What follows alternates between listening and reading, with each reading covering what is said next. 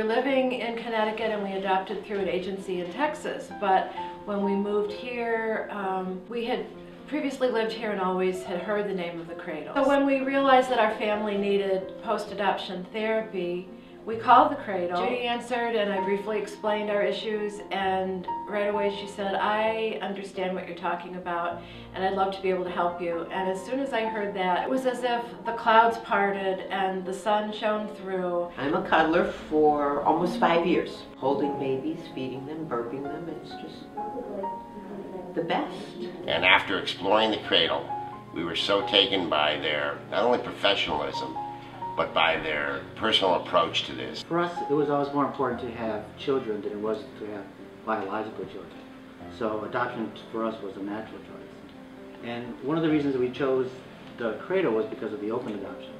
That was a big, important part for us. And that was an amazing story because we announced to our families on Thanksgiving that we had decided to adopt.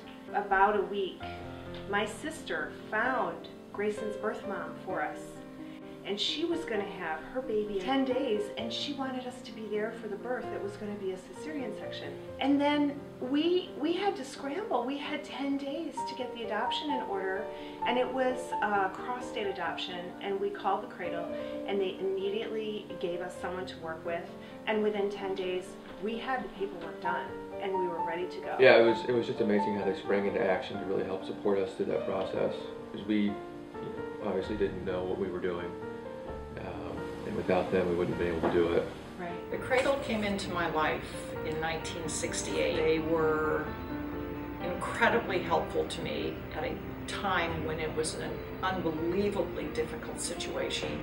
Had my son and fretted over it for a month and decided to change my mind at the very last minute, and then decided to change it back. The Cradle is a very, very important part of our family.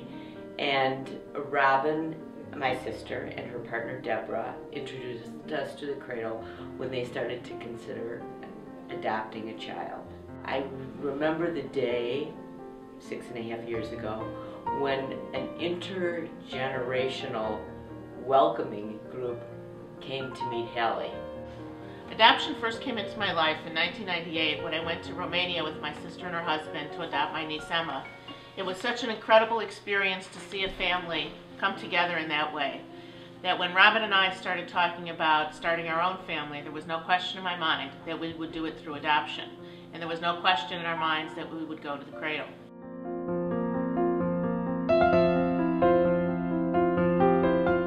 I was reading the Cradle newsletter and read that at that point they needed cuddlers for the nursery. So I volunteered and became a cuddler, which I've been doing for 8 years. But I am helping these babies get a really good loving start before they go off to their homes. One of the many great things about the Cradle is that our relationship with the Cradle does not end at the adoption. We continue to go to programs offered by the Cradle, and recently went to a program about how to talk to your children about adoption. So the Cradle came into our life in 2004 and continues to be in our life through 2011, and I think will be a part of our lives for many years to come. And our commitment is based upon our children and the fact that we had a dream, the Cradle realized the dream, and they made it come true. And for that we'll be forever grateful. Cut.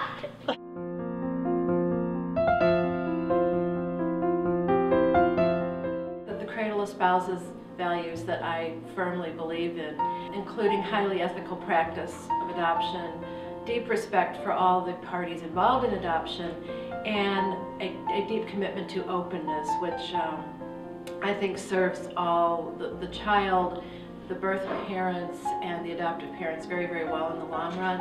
We feel lucky that we were introduced to the Cradle, and we feel very fortunate that we have an opportunity to support them and to invite all of you to support the Cradle too.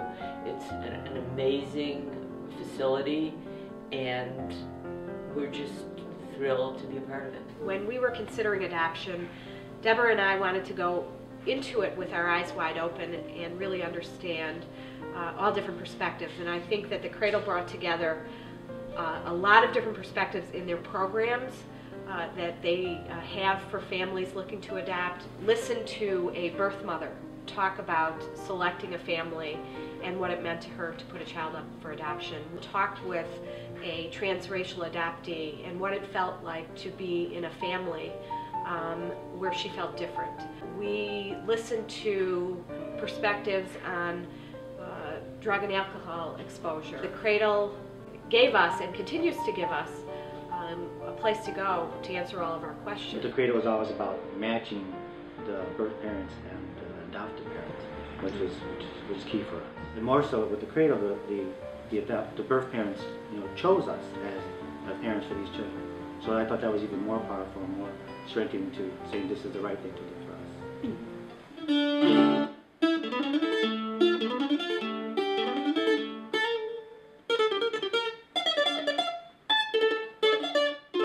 That when I was born, and my dad asked me there. Yeah. I like people cuddle with me, and I like my bed in the cradle.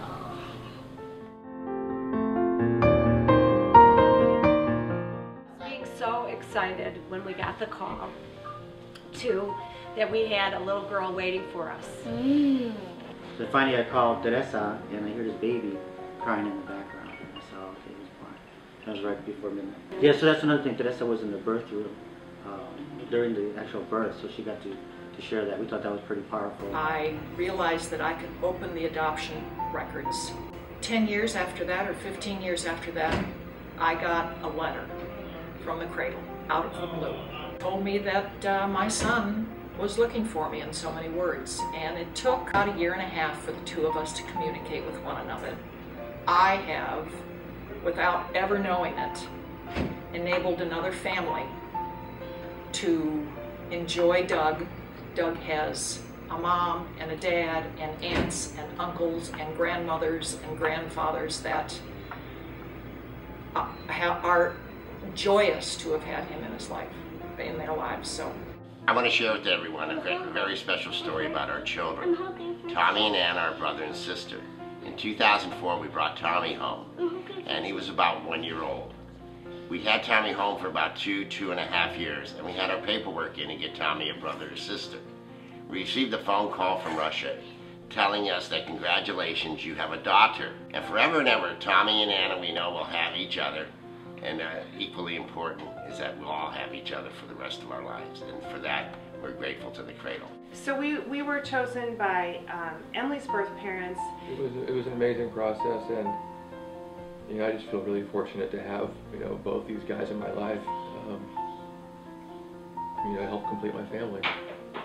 So now Susan is sort of the different one in the family, because I'm adopted, my sister's adopted, and Grace and Emily are adopted. So and our 4 cats are adopted. So the joke now is that adoption runs in our family, and Susan is the I'm the odd one out. She's the odd one.